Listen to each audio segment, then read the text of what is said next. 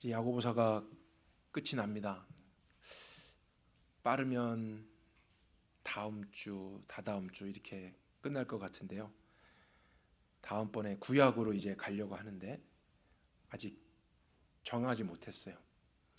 두 가지 책 중에 지금 고민하고 있는데 여러분이 또 생각날 때 기도를 해주셨으면 좋겠습니다. 5장 12절 참 한 구절인데요. 성경에서 때로는 한 구절이니까 뭐 특별한 게 있겠어 하면서 지나가 버릴 때가 있어요. 근데 나중에 이 안에 이런 게 있었어 하면서 놀라고 은혜를 받고 하면서 말씀 앞에 겸손해질 때가 있습니다. 야, 이거를 놓치고 그냥 갈 뻔했구나. 그런 경험들이 있으신가요? 근데 오늘 12절이 저에게는 좀 그런 구절이었던 것 같아요. 내용을 먼저 다시 한번 보겠습니다. 내 형제들아, 무엇보다도 맹세하지 말지니 하늘로나 땅으로나 아무 다른 것으로도 맹세하지 말고 오직 너희가 그렇다고 생각하는 것은 그렇다 하고 아니라고 생각하는 것은 아니라 하여 정죄받음을 면하라. 맹세에 대한 내용이 있고요. 그 다음에 딱 한 구절입니다. 그 다음부터는 또 다른 내용이 나오고 앞에도 다른 내용이었습니다. 그래서 맹세가 뭐 그렇게 중요한 내용인가? 또 이 문맥 속에서 맹세가 갑자기 왜 나오지? 이런 생각을 하면서 정말 그냥 지나가 버릴 수도 있는 한 구절입니다. 그러나 하나님이 오늘 이 내용을 통해서 의도하신 것을 저희들에게 보여주시기를 간절히 원해요. 일단은 야고보가 다루고자 하는 맹세에 대한 내용을 우리가 그 시대로 돌아가서 이해해 볼 필요가 있습니다. 왜냐하면 오늘날 저희들에게 뭐 가끔 가족들한테나 친구들한테 맹세를 할 때도 있죠. 뭐 장난으로 할 때도 있고. 근데 우리는 익숙하지 않아요. 맹세한다. 그러나 2000년 전 이 글을 읽었던 사람들은 그 맹세라는 개념에 대해서 굉장히 익숙했습니다. 왜냐하면 사회의 관습 속에 맹세라는 것이 있었습니다. 그래서 그 증거가 성경의 많은 곳에 맹세에 대해서 다루는 메시지들이 있어요. 그런 말씀들이 흔치 않게 발견됩니다. 그 중에서 마태복음 23장을 제가 예로 한번 보고 싶은데요. 스크린에 있습니다. 화 있을진저 눈먼 인도자여 너희가 말하되 누구든지 성전으로 맹세하면 아무 일 없거니와 성전의 금으로 맹세하면 지킬지라 하는도다. 또 이르되 누구든지 제단으로 맹세하면 아무 일 없거니와 그 위에 있는 예물로 맹세하면 지킬지라 하는도다. 예수님이 직접 하신 말씀이에요. 근데 이 말씀에 따르면 그 당시에 맹세 안에 등급이 있었음을 알 수가 있어요. 꼭 지켜야 되는 맹세, 지키지 않아도 되는 맹세, 이런 구분이 있음을 알게 됩니다. 그냥 문자 그대로 이렇게 써 있잖아요. 성전으로 맹세하면 안 지켜도 된다. 아무 일 없다.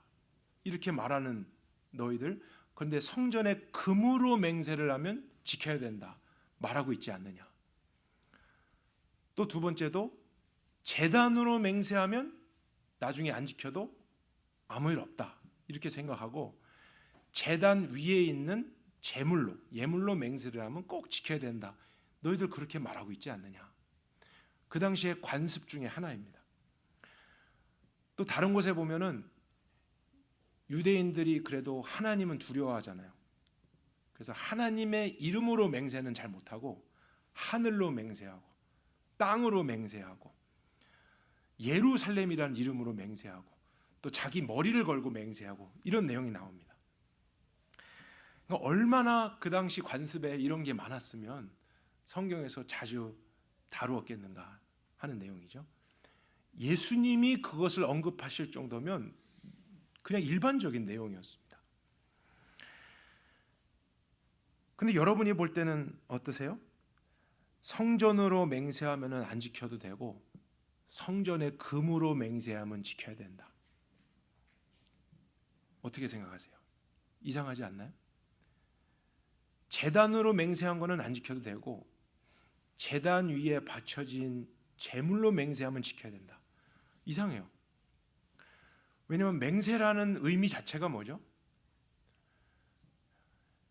약속보다 한 단계 더 높은 거잖아요.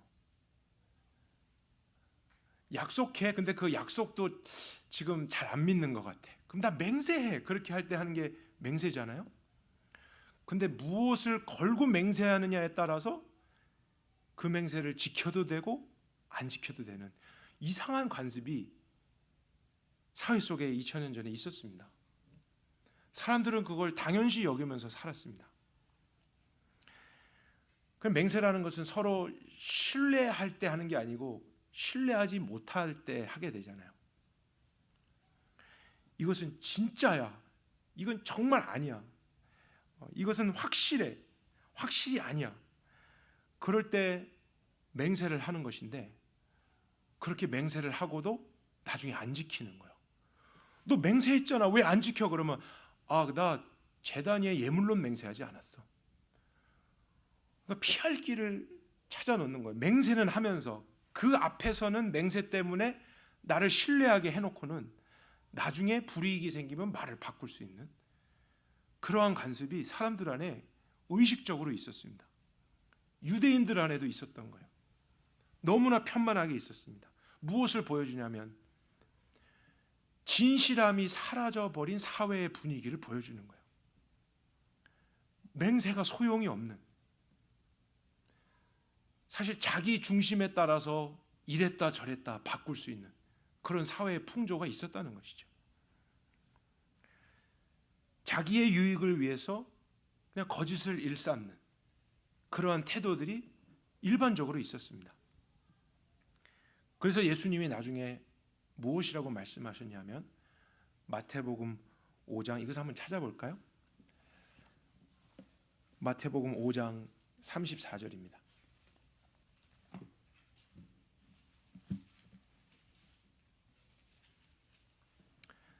제가 찾아보고 싶은 이유는 지금 5장, 6장, 7장 전체가 우리가 잘 아는 산상 설교, 한 설교잖아요. 아무한테나 주는 메시지가 아니고 예수님을 믿는 자들, 하나님의 나라에 속한 자들에게 주시는 말씀입니다. 그래서 이 안에서도 기도를 가르쳐 주시잖아요. 하늘에 계신 우리 아버지요. 그러니까 하나님을 아버지로 부를 수 있는 사람들에게 해당되는 내용이라는 거예요. 34절에 나는 너에게 말한다. 도무지 맹세하지 말아라. 지금 사회 풍조는 맹세를 합니다. 신뢰를 얻기 위해서 많이들 맹세합니다. 큰 일만이 아니라 작은 일에도 맹세합니다. 그러나 그 맹세를 언제든지 바꿀 수 있다는 의식 속에 살아가고 있습니다. 그런데 세상이 아닌 하나님의 나라에 속한 자들, 그리스도인들에게 주님이 주신 명령은 맹세를 하지 말라는 거예요. 아무 일에도 맹세하지 말아라. 하늘로도 하지 말고 땅으로도 하지 말고 예루살렘으로도 하지 말고 머리로도 하지 말아라. 그 다음에 37절 같이 읽도록 하겠습니다. 오직 너희 말은 옳다 옳다 아니라 아니라 하라. 이에서 지나는 것은 악으로부터 나는. 무슨 말씀일까요? 하나님의 나라에 속한 사람들은 맹세하지 말아라. 이 문맥 속에서의 맹세하지 말라는 것은 맹세가 필요 없는 삶을 살아라는 뜻이에요. 뭐 법정에서 결혼할 때 군대 갈 때도 맹세하지 마라 이런 의미가 아닙니다. 이러한 사회 풍조에 속하지 말아라 그런 뜻이에요. 그래서 너가 살아야 되는 삶은 뭐냐면 yes, 예 하면은 예가 되게 하는 삶이 되라는 거예요. 아니라 말했으면 아닌 것이 되게 하는 삶을 살으라는 거예요. 맹세가 필요 없는, 맹세하지 않아도 너의 말 한마디가 진실돼서 너가 무슨 말을 하든 그것은 그 말대로 되는 것이 되는 삶을 살아라. 그게 하나님 나라라는 거예요. 근데 세상은 그렇게 안 살아요. 자기 중심적으로 자기에게 유익에 따라서 속이기도 하고 때론 맹세도 하면서 맹세했지만 지키지 않을 생각도 하고 있고 바꾸려고 하고 있고 오늘은 좀 더 새로운 것으로 맹세해서 나를 믿게 만들어야지 늘 그렇게 살아가는 거예요. 그러나 그리스도인들은 아무 일에도 맹세하지 말래요. 너는 맹세가 필요 없는 자들이 되라. 네가 예하면 사람들이 그건 예야 이렇게 믿게끔 되는 진실한 사람이 되라는 거예요. 너가 한번 사람들 앞에 아니요, 노 얘기하면 누가 봐도 그게 노인 것처럼 되는 삶을 사는 것. 그것이 그리스도인의 삶이라고 말씀하셨어요. 그러니까 아무나 할 수 있는 건 아니죠. 하나님의 나라에 속한 사람들만이 추구할 수 있는 삶이에요. 그러나 이러한 삶을 산상설교 안에서는 세상에 빛을 비추는 것이고 소금으로 살아간다 이렇게 말씀하신 거예요. 그리스도인들이 이 세상 가운데 정말 해야 될 것은 물론 일요일에도 모여서 말씀도 배우고 예배도 하고 찬양도 하고 교제도 해야 되지만 정말 우리가 살아야 되는 삶은요, 이 예배 후라는 거예요. 이러한 말씀을 배운 후, 기도한 후에, 은혜를 받은 후에 일터로 가든 학교로 가든 가정을 가든 진실한 사람이 되라는 거예요. 너가 한번 예한 것은 예가 되게 하는 사람. 너가 아니요라고 말한 것은 누구나 봐도 저 사람이 아니라 그랬어. 그럼 아니야. 이렇게 믿어줄 수 있는 그런 진실한 인생이 되라는 거예요. 그럴 때 거짓된 세상 속에 살아가는 사람들, 어둠 속에서 사는 사람들은 빛을 보는 거예요. 진실함의 빛, 거짓이 없는 그런 빛. 그것이 하나님께서 저와 여러분들을 이 땅 가운데 남겨두신 목적인 것입니다. 그것을 통해 우리로 하여금 그렇게 살게 하신 하늘의 아버지께 영광을 돌리게 하라. 이것이 저와 여러분의 삶이 될 수 있길 바랍니다. 오늘 야고보서로 다시 돌아오면요, 야고보가 새로운 말을 하는 게 아니에요. 5장 12절 보면 예수님이 하신 말을 똑같이 하고 있어요. 그것을 다시 강조하는 거예요. 다시 한번 볼까요? 처음에 내 형제들아 그랬잖아요. 아무나 할 수 있는 내용이 아니에요. 예수님을 믿는 자들에게 주는 명령인 거예요. 형제가 돼야 돼요. 하나님이 아버지라 부를 수 있는 사람들에게 요구되는 삶이에요. 맹세하지 말라. 맹세가 필요 없는 삶을 살아가라. 그리고 너가 그렇다고 생각하는 것은 그렇다 하는 삶을 살고, 아니라고 생각하는 것은 아니라 하는 삶을 살아가라는 것입니다. 그것 이상의 것, 복잡하게 생각하고 교묘하게 생각하고 내가 계산하고 있는 것은 악으로부터 나오는 것이다. 그러한 죄에 빠지지 마라. 그리스도인들아. 이런 권면인 것입니다. 너무 중요한 내용이잖아요. 우리가 꼭 지켰으면 하는 내용입니다. 근데 야고보가 예수님의 이 가르침을 인용하면서 한 가지 덧붙인 게 있어요. 그거는 오늘 5장 12절 처음에 나오는 단어인데, 형제들아 무엇보다도, 이 단어입니다. 영어로는 above all이라고 나왔어요. 무엇보다도 진실함을 지키는 자들이 되라. 진실한 사람이 되라. 이런 뜻이죠. 그러면 앞의 내용과 연결지어서 이 내용이 나왔다는 것을 우리가 생각해야 돼요. 앞에서 말한 것들이 있는데 그것들보다도 가장 중요하게 이것을 지켜야 된다. 이런 뜻이죠. 그러면 이 5장 문맥 속에서 12절이 어떤 의미를 가지고 있는 것일까? 진실함을 지키라고 했던 것이 어떤 의미일까? 이것을 한 번 더 생각해 볼 필요가 있습니다. 문제는 이제 5장 앞의 내용을 우리가 나눈 지가 너무 오래됐어요. 한 달이 넘어서 솔직하게 저도 기억이 안 났어요. 그러니까 여러분들 기억 안 나는 거를 저는 판단하지 않습니다. 예. 그러나 다시 한번 확인해 보죠. 우리 5장 1절에서 11절이 같은 문맥이었어요. 어떤 내용이었냐면 부자들과 또 억압을 받는 가난한 자들, 이런 내용이었습니다. 여기서 나오는 부자들은 그냥 일반적인 부자가 아니라 그랬습니다. 하나님은 부를 가진 사람들을 다 미워하고 심판한다는 그런 내용이 아니에요. 그들은 어떠한 부유한 자들이냐면 하나님의 뜻과 무관한 삶을 살아가는 부자들입니다. 하나님을 알지 못하고 거룩하지도 않고 또 어떤 일을 합니까?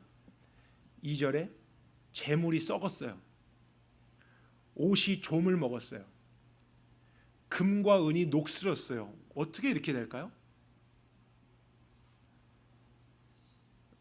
조금 과장법이죠. 재물이 너무 많은 거야. 근데 나누지 않고 쌓아만 두니까 썩어버린 거예요. 금과 은은 녹이 안 쓸다고 알려져 있습니다. 근데 그 금이 녹슬 정도로 많이 채워둔 거예요. 자기만을 위해서. 이런 이기적이고 탐욕적이고 교만하고 하나님 없는 그런 사람들. 근데 부유해요. 그들은 하는 일마다 잘 돼요. 그들의 자녀들도 막 공부도 잘하고 좋은 직장도 잡고 결혼도 빨리 하고 막 이런 그런 모습을 볼 때 그리스도인들이 질문될 때가 있다는 거예요. 이제 기억나시나요? 그때 나눴던 말씀. 예, 그럼 조금 더 나눠보겠습니다. 기억날 때까지. 그래서 세상에 형통한 사람들을 부러워하지 말라라는 메시지를 전했었어요. 근데 그 당시에 사실 이러한 부를 갖기 위해서 2000년 전을 생각해야 됩니다. 오늘날과 달라요. 로마가 다스리는 시대고 우상 숭배가 만연한 시대이기 때문에 그 정도의 부와 권력을 갖기 위해서는 반드시 그들과 함께 어울려야 됩니다. 그들이 하는 우상 숭배에 참여해야만 해요. 이방의 문화에 같이 어울려야 이러한 부를 계속 얻을 수 있어요. 근데 그리스도인들은 하나님의 뜻을 아니까 그 길을 가는데 양심이 걸리는 거예요. 그래서 일부러 가난을 선택하는 사람들이 너무 많았습니다. 어쩔 수 없이 가난을 선택하는 거예요. 믿음을 지키기 위해서. 그래서 마치 성경에서 부자는 악한 사람이고 가난한 사람은 의인인 것처럼 비유되는 까닭이 그 당시 사회의 문화가 너무나 그러했기 때문이에요. 그래서 가난한 자들이 믿음을 지키며 세상의 원리를 따르지 않고 불편하고 힘들고 억압받고 그런 삶을 살아가고 있었습니다. 고난이 있었습니다. 근데 그런 자들을 향해서 인내해라라는 말씀을 주셨어요. 그리고 이 세상의 것을 혹시 잃어버려도 손해를 보아도 마지막 주님이 오실 날이 있다라는 소망, 또 욥의 인내를 배워라, 이런 표현들이 있었습니다. 주님을 만나게 되었을 때 욥이 어떻게 반응했나를 보라는 거예요. 그가 재산도 잃어버렸죠. 자녀들도 잃어버렸죠. 건강도 잃어버렸죠. 근데 하나님은 잘 믿고 있었어요. 근데 세상적으로 좋다고 하는 모든 것을 잃어버렸을 때 왜 그렇지? 의문이 생기고 하나님 앞에 원망도 생길 수 있잖아요. 친구들은 계속 정죄했다고요. 근데 그 답을 이제 언제 확실하게 알 수 있을까요? 하나님을 만나면 알 수 있겠죠. 그래서 하나님을 만났어요. 그러면 따져야죠. 하나님, 나 왜 그랬죠? 왜 이런 일이 일어났죠? 나는 의로운 사람 아니었나요? 이렇게 따질 줄 알았어요. 근데 정작 하나님을 만나게 될 때 욥은 어떻게 반응했습니까? 따질 수가 없었어요. 그런 많은 불평과 원망의 제목들, 이해할 수 없는 것이 있어서 한번 따져봐야지 이럴 줄 알았는데 결국 하나님을 만났을 때 내가 따지기보다는 오히려 더 부끄러워졌어요. 더 자기 자신을 책망했어요. 그 영원하신 분 앞에 나는 아무것도 아니구나. 내가 가진 질문들, 이건 질문거리도 아니구나. 오히려 내가 그런 생각을 했던 것을 더 부끄럽게 여기면서 내가 이제 주님에 대해서 귀로만 들었던 게 아니라 눈으로 보니 회개합니다. 자신의 믿음 없음을 회개했어요. 근데 거기에서 하나님은 그의 삶을 위로하고 또 다시 채워주셨죠. 그러니까 그런 일이 이 세상을 살아가는 믿는 자들에게도 일어난다는 것입니다. 억울한 일, 힘든 일, 고난을 만났어도 마지막에 결국에 가서 이런 것을 왜 안 주셨습니까? 우린 따지는 게 아니라 오히려 따지려고 할수록, 억울해 할수록 그 앞에서 부끄러워지는 우리 모습이 있을 거라는 거예요. 그래서 그럴 때 더 주님을 신뢰할 수 있는, 주님의 주권을 인정할 수 있는 그 믿음으로 견디고 오래 참을 때 결국에는 주님이 모든 눈물을 씻겨주시고 우리를 높여주실 거라는 사실이죠. 그래서 그러한 믿는 자들의 고난에 대해서 11절까지 나왔어요. 그리고 나서 12절 첫 단어가 무엇보다도, above all, 그러나 그것보다 더 중요하게 너희들은 진실함을 지켜라, 이렇게 나오는 거예요. 그리고 13절에 또 뭐가 나옵니까? 첫 번째 단어가 너희 중에 고난이 또 나와요. 근데 이때는 기도하라 그랬어요. 그리고 같이 기도하라 그랬어요.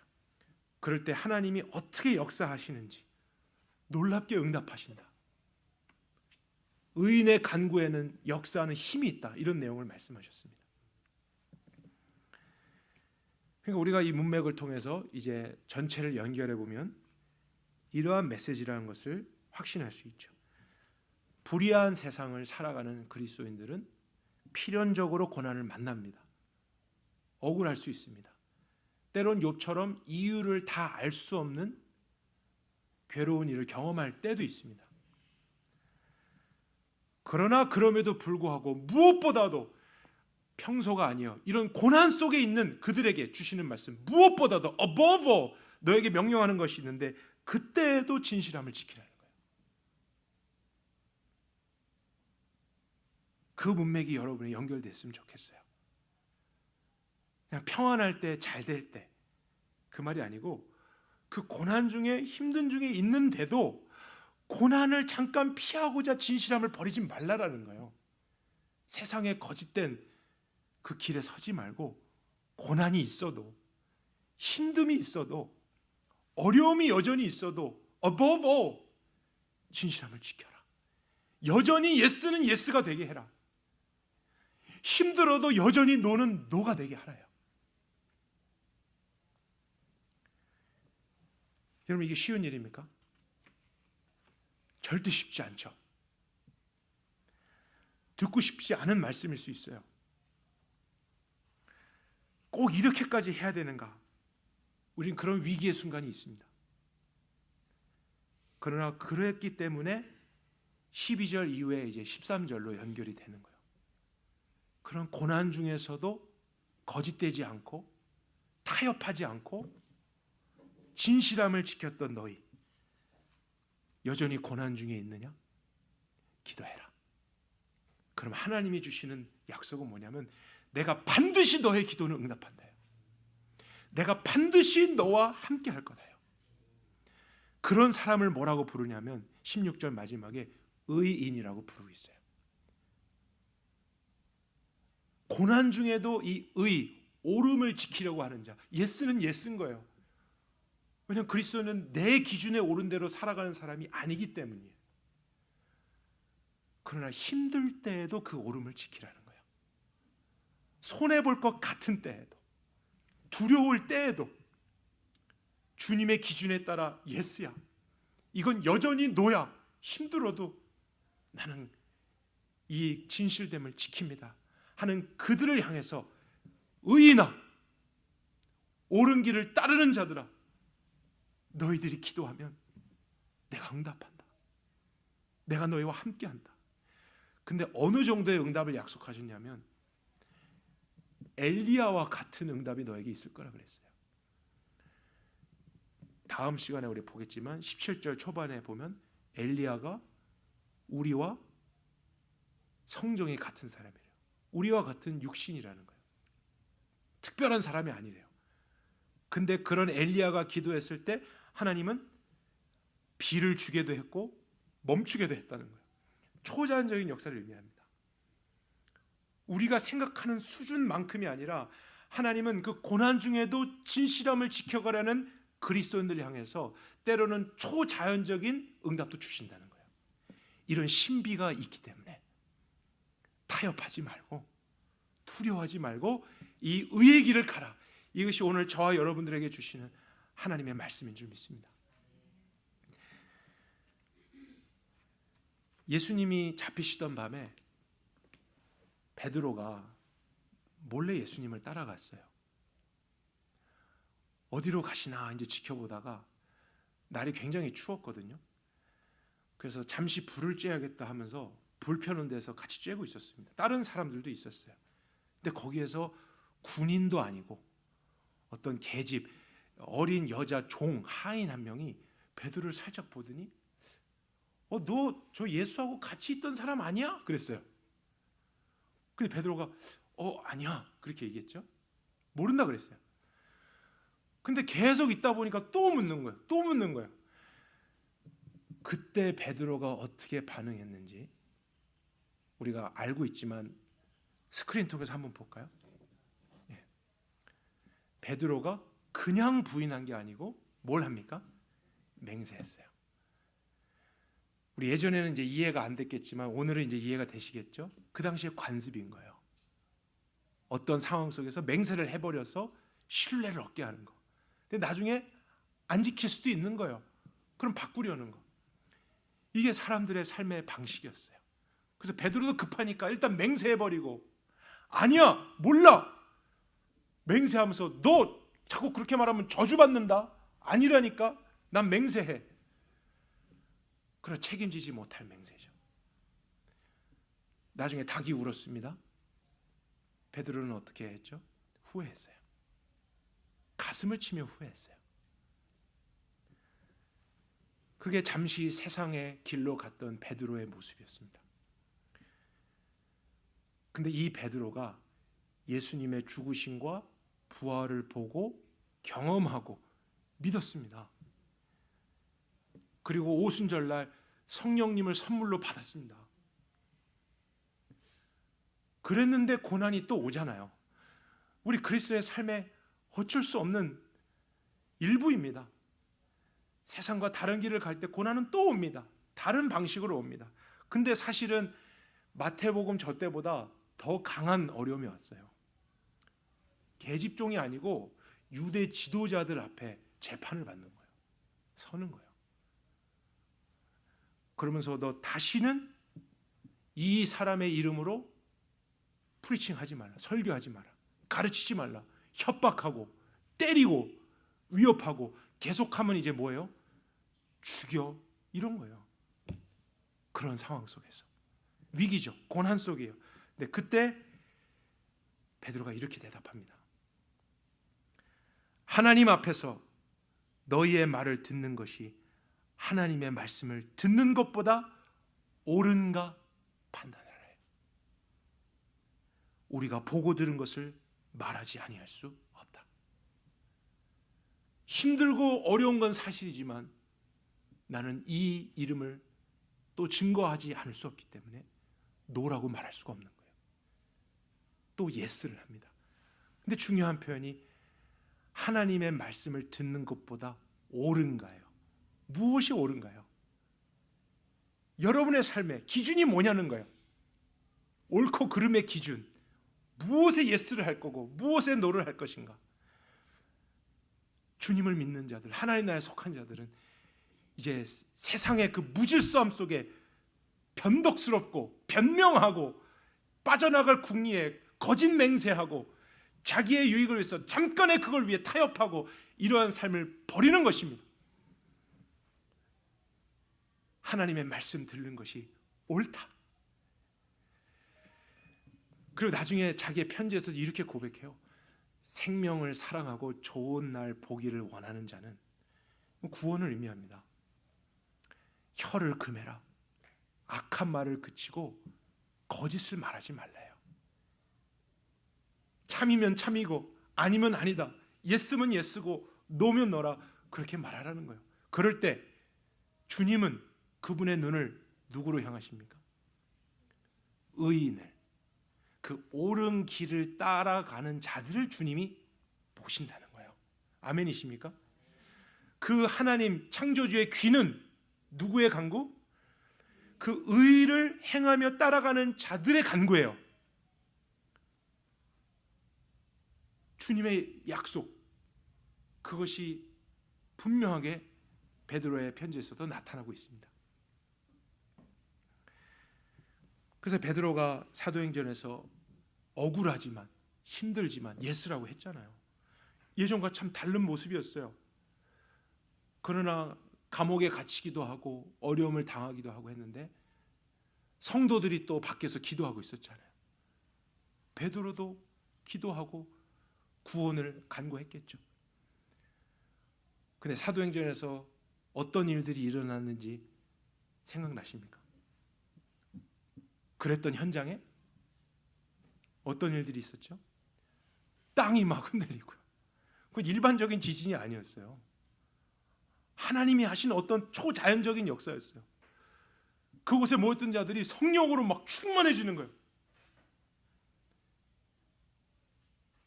그리고 나중에 감옥에 갇혔는데 천사가 나타나고 족쇄가 풀리고 지키던 자들이 막 가는데도 못 보고 감옥 문이 열리고 이해할 수 없는 일들이에요. 하나님은 약속하셨잖아요. 아무나가 아니에요. 고난 중에도 진실함을 지켜가는 그 의인들을 향해서 나는 응답하리라요. 그 의인의 기도는 역사하는 힘이 많으니라요. 엘리야도 그랬고 베드로도 그랬고 많은 제자들에게도 그랬습니다. 오늘날은 하나님이 어떻게 하시겠냐죠. 그 하나님 변했습니까? 그 하나님의 약속은 유효 기간이 있습니까? 아니잖아요. 똑같이 살아계신 하나님, 똑같은 약속을 똑같은 열정으로 지키실 분이 여러분의 삶을 반드시 인도해 주실 것입니다.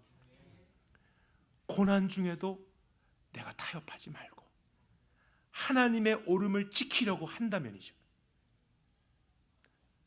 그렇게 하지 않는데 나는 내 원리대로 막 바꾸고 이랬다 저랬다 하나님 모른 채도 하고 양심에 거리끼게 하는데도 하나님 좀 안 도와주시나? 아닙니다. 하나님 여전히 거룩하십니다. 그리고 이 말씀대로 일하시는 분이죠. 우리에게 그런 어려움이 있겠지만 제가 당부의 말씀드려요. 어려움이 있다라는 것만 알면 안 됩니다. 그럼 못 살아요. 우린 도망가 버릴 수 있어요. 어려움이 있는 건 사실이지만 그 어려움마저도 이기게 하는 하나님의 능력이 따른다예요. 그 신비로움이 있다예요. 이것을 경험하지 않았던 그리스도인들은 한 사람도 없어요. 성경에 나왔던 사람들 우리와 똑같은 사람이래요. 그런데도 이 신비가 있었기 때문에 그들은 또다시 두려움 앞에서 염려했지만 주님을 선택하고 내가 주님을 사랑하는 줄을 주께서 아시나이다. 그런 자들을 하나님은 한 번도 외면하신 적 없습니다. 오늘날도 주님은 여러분의 삶 속에 그렇게 역사하기를 원하십니다. 여러분의 일터에서 그 진실함을 들여보시지 않겠습니까? 위기 속에서 예스를 여전히 예스되게 하시지 않겠습니까? 캠퍼스에서, 가정에서, 어떠한 상황 속에서도 그 상황만 피해가기 위해서 내가 내 생각에 옳은 대로 하는 게 아니라 하나님이 기뻐하시는 그 옳음을 지켜내는 자, 저와 여러분이 될 수 있길 바랍니다. 특별히 무엇이 참인지 모르겠어요. 오늘날 세상에 누가 바른 말을 하는 것인지, 정치를 보아도 경제를 보아도 사회를 보아도 무엇이 맞는 것인지 모르겠어요. 유튜브가 그렇게 만들어 가고 있어요. 그러나 시대는 변해도 진리는 변치 않습니다. 그 기준에 따라 평안할 때만 아니라 어려움이 있을 때도, 잘 될 때만이 아니라 고난이 있을 때에도 예스를 예스되게 하는 자, 노를 녹아되게 하는 자, 맹세가 필요 없는 인생, 주님 앞에 그러한 진실된 삶이 우리가 될 수 있길 바랍니다. 살아계신 주님, 오늘 이 말씀이 우리에게 도전이기도 하지만 우리에게 세상에 줄 수 없는 위로이고 소망이라고도 생각합니다. 어디서 이런 말을 듣겠습니까? 어디서 이런 자신감을 얻을 수 있겠습니까? 우리가 살아갈 세상이 조금 나아지고 쨍하고 해뜰 날이 올 거다. 주님, 그렇지 않아 보입니다. 성경은 그렇지 않다라고 처음부터 얘기했습니다. 그러나 그 두려움이 있기 때문에, 고난이 있기 때문에 주저앉을 것인가, 숨고 달아날 것인가, 그것도 아니라고 말합니다. 고난이 있지만 그 가운데서도 진실됨을 지키는 자는 여호와 하나님이 함께 하실 거다. 그 의인의 기도에 반드시 응답할 거다. 자연적인 것을 넘어서 때로는 초자연적으로 역사할 것이다. 하나님, 이 위로와 자신감이 있기 때문에 우리는 오늘도 이 진리를 선택합니다. 이 좁은 길을 선택합니다. 찾는 이가 적는 이 길을 우리는 가고자 합니다. 우리 마음속에 바른 믿음을 주십시오. 반쪽짜리 믿음 말고 우리에게 온전한 믿음 주십시오. 반쪽짜리 복음 말고 총체적인 복음으로 인도해 주십시오. 그래서 그 안에 우리의 전부를 실어서 한 번뿐인 인생에 후회가 없고 마지막 날 주님을 만났을 때 부끄럽지 않고 죄송하다 말하기보다 주님 감사해요. 주님이 눈물을 닦아주시고 그분의 품에 안겨 영원한 안식으로 들어갈 수 있는 거룩한 성도들이 다 되게 하여 주옵소서. 오늘 우리와 함께 하시는 주님을 높이며 예수 그리스도의 이름으로 기도했습니다.